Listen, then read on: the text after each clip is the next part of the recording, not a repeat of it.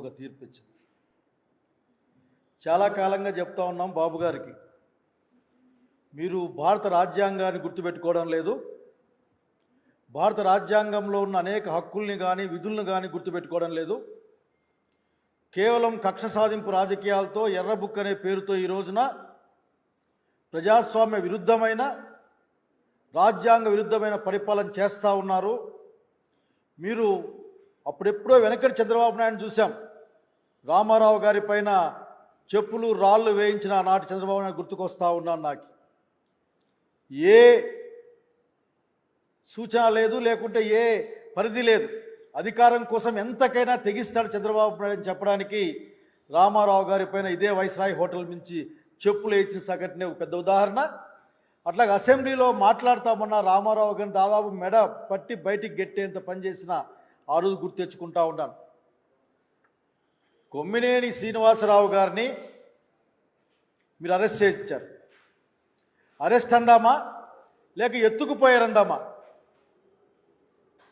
మొత్తం మీద ఆంధ్రప్రదేశ్ పోలీసు వాళ్ళు కొద్దిమంది అతి ఉత్సాహంతో శ్రీనివాసరావు గారిని ఇక్కడికి తీసుకెళ్లారు, తుళ్ళూరు స్టేషన్లో పెట్టారు.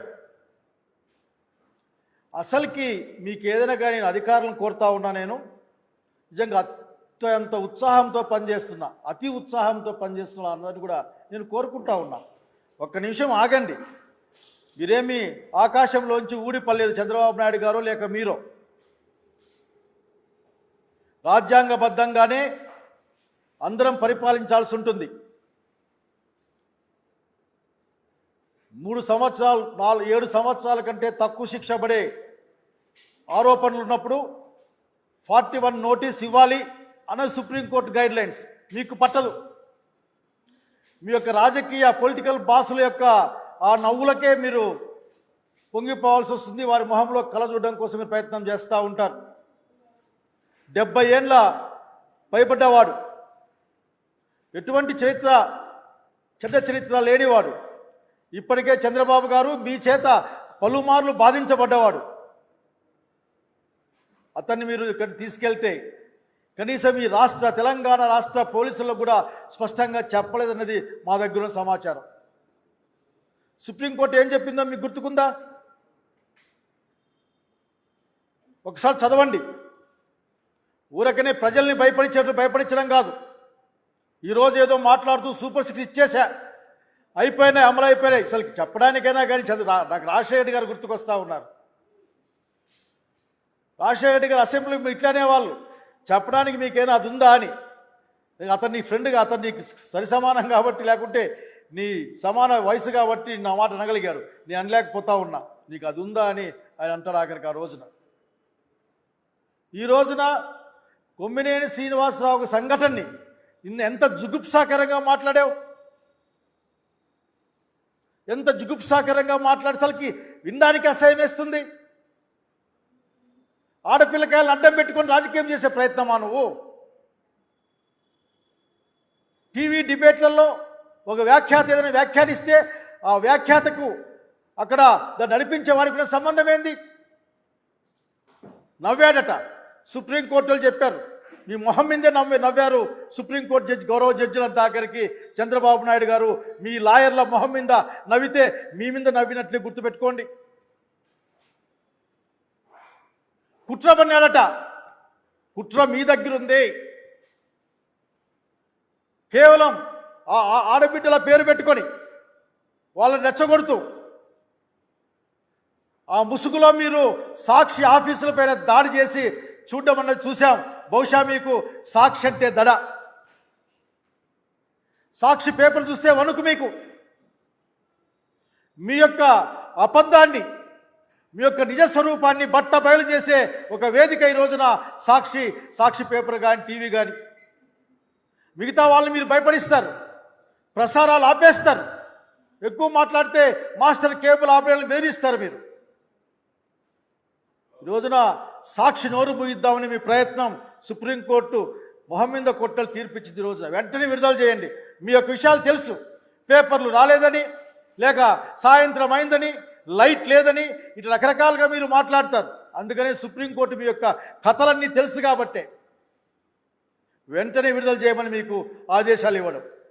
బాబు గారు ఎన్ని మాటలు మాట్లాడారు, మీ స్థాయిలో మాట్లాడాల్సిన మాటలేనా? అసలు రామారావుకు వెన్నుపోటు పొడిచిన చంద్రబాబు నాయుడు గారే గుర్తుకొస్తా ఉన్నారు నాకు. ఈ రోజున ప్రజల ఆకాంక్షలకు మీరు ఇచ్చిన వాగ్దానాలకు వెన్నుపోటు పొడిచి అది ఎక్కడ బయటకు వస్తుందో అని శ్రీనివాసరావు గారిపై ఉన్న పాత కక్షలను దృష్టిలో పెట్టుకొని 70 ఏళ్ళ ముసలివాడిని చూడకుండా అంత దుర్మార్గం. సాక్షి ఆఫీసులు ఏం చేశాయి? ప్రతి ఊర్లో దాడి. ఏమని? ఏం సంబంధం? శ్రీనివాసరావు గారికి ఏం సంబంధం? ఆ సాక్షి యాజమాన్యానికి ఏం సంబంధం? ఈరోజు మీరు మాట్లాడితే విన్నా నేను. ఈరోజు మీరు మాట్లాడితే నేను విన్నాను. సూపర్ 6 అమలైపోయిందట. ఇంకెవరైనా సూపర్ 6 గురించి మాట్లాడితే నాలుక అని ఆపాడు. మరి మందం అన్నాడు. ఆ మందం మీ ప్రభుత్వానికి, మీ కూటమికి చంద్రబాబు నాయుడు గారు ఆ చర్మం ఏమన్నా మందంగా మారేది మీకే అన్న సంగతి గుర్తుపెట్టుకోని కోరుతున్నా మీ ప్రభుత్వానికి. అసలు మీకు ఏది పరిగణలోకి రాదు. మీకు నిట్టనిడుగున అబద్ధాలు చెప్తారు. అట్లాగైతే ఒక 5 సంవత్సరాలు కానిలేండి, తీయించండి. ఎవరెవరు ఎన్ని మాటలు విందాం. మీ మంత్రులు ఏం మాట్లాడారు, మీ తాబేదారులు ఏం మాట్లాడారు, ఎంత సంస్కారమైన భాష మాట్లాడారో చూద్దాం రండి. భారత రాజ్యాంగం ఇచ్చిన ప్రాథమిక విధుల్ని, హక్కుల్ని కూడా మీరు పక్కబెట్టే కార్యక్రమం. 19, 21, 22 ఒకటి అధికారులను కూడా పక్కకు నెట్టేసేవాళ్ళు మీరు. ఆఖరి మీకు ఏముండదు మీ దగ్గర. లాయర్ని కూడా పెట్టుకోనికుండా చేశారు మీరు. లాయర్లు మాట్లాడడానికి మా లీగల్ సెల్ వాళ్ళు వస్తే, పొన్నవోలు గారు కానీ మనోహర్ కానీ వస్తే కనీసం మీరు అనుమతి కూడా ఇవ్వలేదు ఈ ప్రభుత్వం. పాపం నేను కొమ్మినేని గారి వీడియో చూశాను. రెడ్ బుక్ రాజ్యాంగం అమలు అవుతుందండి, నేను మా ఆవిడతో మాట్లాడొస్తాను, నన్ను అనుమతించండి అయినా సరే లేదు, ఇట్లే పోదాం పాను లాక్కోపోయిన సంగతి చూపించారు. అక్కడ ఎంత కక్ష ఉంది మీకు. నిజం చెప్పేవాళ్ళంటే కక్ష మీకు, సత్యాన్ని చూపించేవాళ్ళంటే కక్ష మీకు, భయం మీకు. అబద్ధాలతోనే అధికారంలోకి వచ్చారు, అబద్ధాలతోనే పరిపాలన సాగిస్తూ ఉన్నారు, అబద్ధాలతోనే ప్రజల్ని మభ్యపుచ్చే ప్రయత్నం చేస్తూ ఉన్నారు. ఎక్కడ సత్యం వస్తుంది బయటకు వస్తుందని భయపడి చేస్తూ ఉన్నారు మీరు. ఇది మంచిది కాదు. అమరావతి గురించి మాట్లాడితే మీకు అంత కోపం వస్తుంది. నాకేం అర్థం కావడంలే. ఏం మా రాయలసీమ మీకు గుర్తురాదా? ఉత్తరాంధ్ర గుర్తురాదా? అమరావతి గురించి మాట్లాడితేనే వణికిపోతారు మీరు. మీ మొహంలో రౌద్రంతో కూడిన భయం కనిపిస్తుంది నాకు. ఎక్కడో ఒక జోక్ చూశాను. ఎండాకాలంలో కృష్ణ ఎండిపోయింది కానీ అమరావతి గుంతలో నీళ్లు తోడుతానే ఉన్నారని ఒక జోక్ ఎక్కడో చూశాను నేను. కానీ కొద్దిగా నిదానించండి చంద్రబాబు నాయుడు గారు. ఆ వయసులో అంటే ఆ తరానికి మీరే మిగిలిన వారు. మంచి చెప్పాలా, ఏది మంచి ఏది చెడు చెప్పిపోతే వచ్చే తరాలు నేర్చుకుంటాయి. ఎట్లా అబద్ధాలు చెప్పి పరిపాలించాలి, ఎట్లా బూటకపు వాగ్దానాలు చేయాలి, ఎట్లా ఎదిరి పక్షాన్ని ప్రతిపక్షాన్ని భయపడించాలి. ఆయనకు సంబంధించిన మనుషులు నానా బూతులు మాట్లాడినా సరే ఏమాత్రం కంప్లైంట్ తీసుకునే నాతులు లేడు ఇక్కడ. ఎప్పుడో 70 ఎవరికైతే హర్ట్ అయితే 70 మనోభావాలు దెబ్బతింటే 90 ఆయన గుర్తుకొస్తే 2025 ఆయన కేసు పెడితే కేసు తీసుకుంటారు మీరు. ఇప్పటికైనా కానీ మీరు గుర్తెట్టుకోవాల్సిన అంశం ఒక్కటే, మీ రాజకీయ జీవితం మీ మాటలేది. ఏదో ఒక ఇంటర్వ్యూలో మీరు చెప్పారు, I was taken power from my మామ అనే మై అంకుల్ అని మీరు ఇచ్చిన స్టేట్మెంట్ దగ్గర ఉంది. మా మామగారి దగ్గర నుంచి నేను అధికారాన్ని తీసుకున్నాను అని, ఆ తర్వాత నేను గెలిచాను అని చెప్పారు మీరు. వాస్తవం, మీరు మీ మామగారి దగ్గర నుంచి అధికారాన్ని అన్యాయంగా తీసుకున్నారు, అన్యాయంగా లాక్కున్నారు. అంటే ఆనాటి ప్రజల ఆకాంక్షల్ని అన్యాయంగా మీరు మోసగించారు. అన్యాయంగా మోసగించి అధికారంలోకి వచ్చిన సంగతి మీరే ఒప్పుకున్న సంగతిని గుర్తు చేస్తూ ఉన్నాయి ఇక్కడ.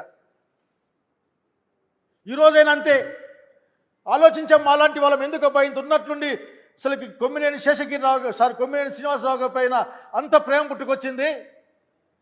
అడక్కనే తుళ్ళులు తీసిపోతా ఉన్నారే పాప హైదరాబాద్ నుంచి. ఏమంత గొప్ప విషయం అనుకుంటే మీ గుండెల్లో రైళ్లు పరిగెత్తాయి.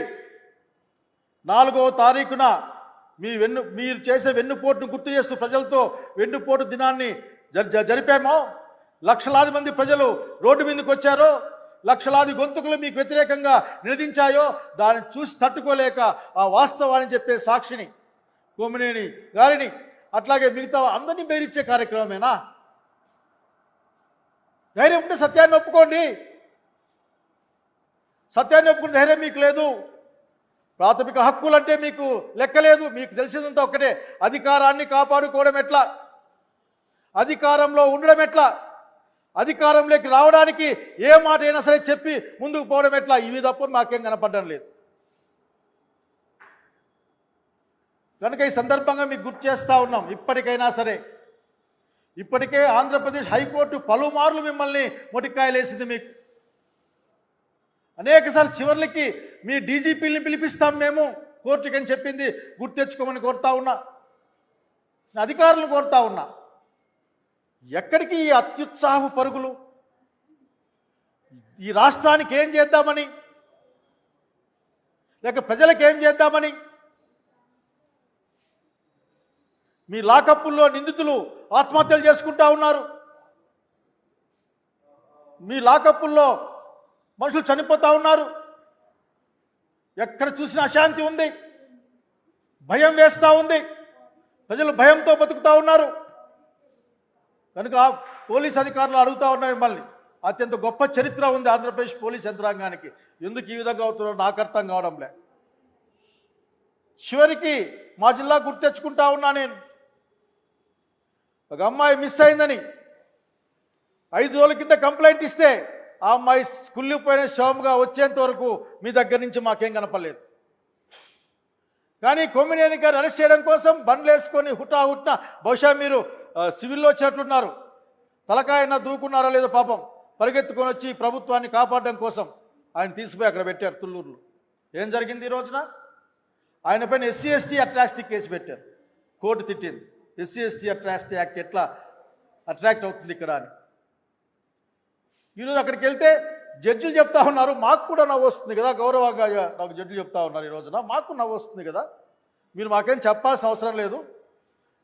ఆ లాయర్ గారు చెప్తారు, పాపం ఆయన ఏం చేస్తాడు పాపం, ఆ లాయర్ గారు చెప్తారు, ఈయన నవ్వాడండి అంటే ఆంధ్రప్రదేశ్ రాష్ట్రంలో నవ్వడం పైన కూడా నిషేధం ఉందా? మీ పరిపాలనలో నవ్వడం, ప్రేమగా ఉండడం, లేక ప్రజల కష్టాలు పట్టించుకోవడం, అనేక అంశాలపైన ఏమైనా నిషేధం ఉందా చెప్పని కోరుతా ఉన్నాం మేము.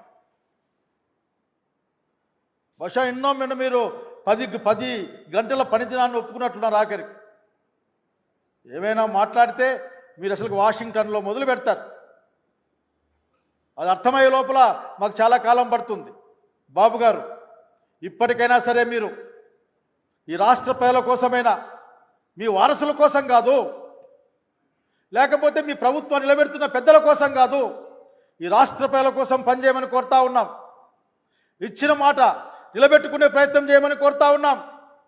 వచ్చే జనరేషన్స్ అన్నీ కూడా మీలాంటి వాళ్ళు ఆదర్శంగా తీసుకుంటే రాష్ట్రం కానీ దేశం కానీ నాశనం అవుతుంది, ఇబ్బంది అవుతుందని మనం అలాంటి వాళ్ళం భావిస్తూ ఉన్నాం. ఎట్లా కాదో మీరు చెప్పాలా. ఈ రోజున సుప్రీంకోర్టు యొక్క తీర్పు అన్నది ఇది ఒక మైల్ స్టోన్ జడ్జిమెంట్. ఇది పోలీస్ అధికారులు అడుగుతూ ఉన్నాయి మిమ్మల్ని, అత్యంత గొప్ప చరిత్ర ఉంది ఆంధ్రప్రదేశ్ పోలీస్ యంత్రాంగానికి, ఎందుకు ఈ విధంగా అవుతున్నారో నాకు అర్థం కావడంలే. చివరికి మా జిల్లా గుర్తు తెచ్చుకుంటా ఉన్నా నేను. ఒక అమ్మాయి మిస్ అయిందని 5 రోజుల కింద కంప్లైంట్ ఇస్తే ఆ అమ్మాయి కుళ్ళిపోయిన శవంగా వచ్చేంత వరకు మీ దగ్గర నుంచి మాకేం కనపడలేదు. కానీ కొమ్మినేని గారు అరెస్ట్ చేయడం కోసం బండ్లు వేసుకొని హుటాహుట్న, బహుశా మీరు సివిల్లో వచ్చేట్లున్నారు, తలకాయన దూకున్నారో లేదో పాపం, పరిగెత్తుకొని వచ్చి ప్రభుత్వాన్ని కాపాడడం కోసం ఆయన తీసుకుపోయి అక్కడ పెట్టారు తుళ్ళూరులో. ఏం జరిగింది ఈ రోజున? ఆయన పైన SC/ST అట్రాసిటీ కేసు పెట్టారు. కోర్టు తిట్టింది, SC/ST అట్రాసిటీ యాక్ట్ ఎట్లా అట్రాక్ట్ అవుతుంది ఇక్కడ అని. ఈరోజు అక్కడికి వెళ్తే జడ్జిలు చెప్తా ఉన్నారు, మాకు కూడా నవ్వు వస్తుంది కదా, గౌరవంగా నాకు జడ్జిలు చెప్తా ఉన్నారు ఈ రోజున, మాకు నవ్వు వస్తుంది కదా, మీరు మాకేం చెప్పాల్సిన అవసరం లేదు. ఆ లాయర్ గారు చెప్తారు, పాపం ఆయన ఏం చేస్తాడు పాపం, ఆ లాయర్ గారు చెప్తారు, ఈయన నవ్వాడండి అంటే ఆంధ్రప్రదేశ్ రాష్ట్రంలో నవ్వడం పైన కూడా నిషేధం ఉందా?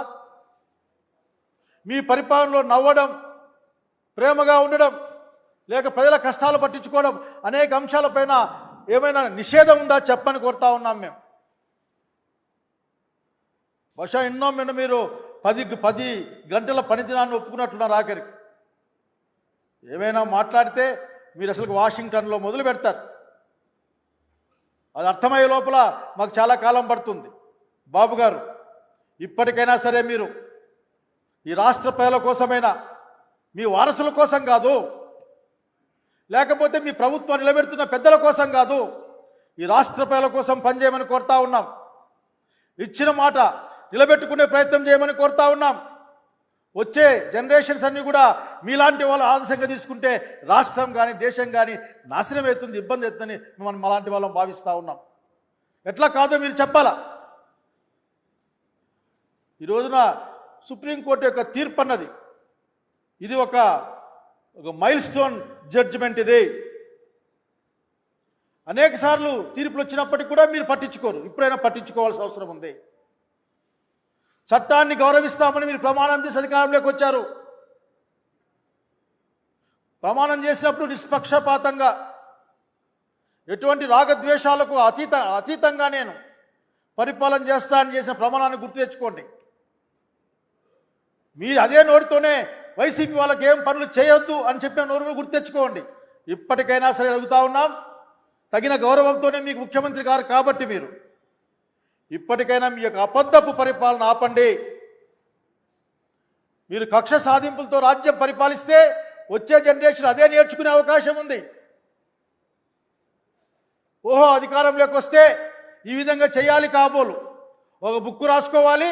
ఆ బుక్ మీరు చూశారు కదా, ఒకసారి మీరు వెరిఫై చేయండి. మీ ఆ ఎర్ర బుక్ ఏదో అదేమన్నా మంత్రగాళ్ళ బుక్క, దాంట్లో ఏమైనా క్షుద్ర మంత్రాలు ఉన్నాయా?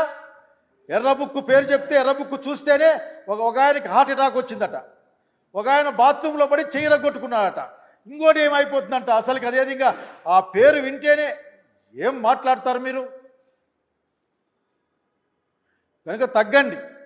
రెడ్ బుక్ రాజ్యాంగం నడవదు అని, నడవడానికి అవకాశం లేదని సుప్రీంకోర్టు భావిస్తా ఉంది. అవును, ఒక ఆయన కామెంట్ చేశాడు, ఇచ్చింది బెయిలే కదా, కేసు నడుస్తుంది కదా, రే కేసు పెట్టావు కదా, నడుస్తుంది కదా, కేసు కొట్టేస్తారు కదా. ఆ మాత్రం అర్థం కావడం లేదా మీకు? అంటే కేసు కొట్టేసే అవకాశం ఉంది కదా, శిక్ష పడినప్పుడు కదా నువ్వు మాట్లాడాల్సింది ఆ మాట. అటువంటి అవకాశం లేదనే కదా. కనుక కోర్టులైనా కానీ గౌరవ కోర్టులని మీరు దయచేసి గౌరవించమని కోరుతా ఉన్నా. భారత రాజ్యాంగం పనిచేయండి. ఈ భారత రాజ్యాంగం, భారత ప్రజలు భావ ప్రకటన స్వేచ్ఛ ఇచ్చున్నారు, కానీ ఆ స్వేచ్ఛకు పరిమితులు ఉంటాయి. అది మాకు బాగా తెలుసు. ఆ పరిమితులకు లోబడి పనిచేసే వాళ్ళని కూడా మీరు, నాకు శ్రీనివాసరావు గురించి తెలుసు, నాకు అప్పట్లో నేను డిబేట్లో పోయేవాడిని ఆయన దగ్గరికి. ఆయన దాన్ని కూడా షీల్ చేస్తారా, అట్లా అనకూడదండి, ఇట్లా నేను మాట్లాడినండి, ముందుకు పోనండి అంటాడు ఆయన ఆఖరికి. అదే ఆయన మెంటాలిటీ నేను చూశాను ఒక 7 సంవత్సరాల క్రితం. కాబట్టి చంద్రబాబు నాయుడు గారు సుప్రీంకోర్టు ఇచ్చిన తీర్పు, గతంలో హైకోర్టు ఇచ్చిన మొటిక్కాయలను గుర్తులో పెట్టుకుని ఆఖరికి అధికారులను ప్రత్యేకంగా కోరుతా ఉన్నా నేను. అంత కరెక్ట్ కాదు ఇది. ప్రజలు చాలా ఇబ్బందుల్లో ఉన్నారు. దోపిడీలు, దౌర్జన్యాలు, ఆస్తుల ఆక్రమణలు, ఊర్లో గలాట్లు, మహిళలు, విద్యార్థులు అందరూ కష్టాల్లో ఉన్నారు. ఒకసారి వాళ్ళ పట్ల దృష్టి పెట్టండి. ఇంత ఉత్సాహంగా దయచేసి I'm requesting you people, not demanding, I'm requesting you people, please serve the people, not to the don't work అని చెప్పడం కానీ మొత్తం మీద, but don't show that much of fast response to your political bosses. On one day truth is prevails. సత్యం జయిస్తుంది, సత్యమే నిలబడుతుంది. అబద్ధాల కోడ్లన్నీ కూడా ఇట్లా కూలిపోతాయి. అధికారాంతం చూడాలి అయ్యేవారు అని చెప్పి ఒక పద్యం ముందు గుర్తు తెచ్చుకోండి. రాబోయే ప్రజల ప్రభుత్వం జగన్మోహన్ రెడ్డి నాయకత్వాన ఈ రాజ్యాంగ వ్యతిరేకమైన అన్ని పనులను కూడా సమీక్షిస్తుందని చెప్పడానికి ఏమాత్రం కూడా వెనక్కిపోవడం లేదు. ఈ రోజున చేయాల్సింది ప్రజల సంక్షేమం కోసం, సంక్షేమం అన్నది మీకు అలవాట. సార్ రామారావు పేరు చెప్పుకోవడానికి మీకు ఏ విధంగా మనసు వస్తుందో నాకు ఇప్పటికీ అర్థం కాదు. సీనియర్ రామారావు గారిని అసలుకి మీరు ఎట్లా అసలుకి అంతగా అసలుకి ఏం చెప్పాలో కూడా ఆఖరికి చూసిన వాళ్ళుగా. కనుక దయచేసి ఇది అధికారం కోసం అబద్ధాలు చెప్పారు, అన్యాయ మాటలు మాట్లాడారు. ఒక్కటి కాదు 100 చెప్తాం. 2.5 సంవత్సరం విజయోత్సవాలు జరుపుకుంటా ఉన్నారా మీరు? ఎక్కడ ఒక ఆయన బాణసంచా కాల్చమన్నాడు, మీరే విజయోత్సవాలు జరుపుకోమని చెప్పారు. ఇటువంటి దుర్మార్గమైన ఒక చెడ్డ ఆలోచన విధానాన్ని పక్కకు పెట్టి ప్రజల కోసం పనిచేయమని, ప్రజా సంక్షేమాన్ని జరిపించడం అంటే, నిలబెట్టడం అంటే, అభివృద్ధిని సంక్షేమాన్ని ఇరు పట్టాలుగా ముందుకు సాగించి ప్రభుత్వాన్ని నడిపించడం అంటే ఎట్లా ఉంటుందో మీ పూర్వపు ముఖ్యమంత్రులను చూసి నేర్చుకోమని కోరుతా ఉన్నా. రాజశేఖర రెడ్డి గారిని, తదనంతరం వారిని, కిరణ్ రెడ్డి గారి, రోషయ్య గారిని, ప్రత్యేకించి జగన్మోహన్ రెడ్డి గారిని చూసి నేర్చుకోమని కోరుతా ఉన్నాను. ఇప్పటికైనా సరే భారతదేశంలో రాజ్యాంగమే పరిడవిల్లుతుంది. శాసన వ్యవస్థలతో పాటుగా న్యాయ వ్యవస్థ పైన ఉన్న పరిపూర్ణమైన నమ్మకాన్ని ఈ రోజున రాజ్యాంగ హక్కుల్ని కాపాడుతుందనే మాకు భరోసా కల్పించిన న్యాయ వ్యవస్థకి ధన్యవాదాలు తెలియజేసుకుంటూ సెలవు తీసుకుంటా ఉన్నాను. నమస్కారం.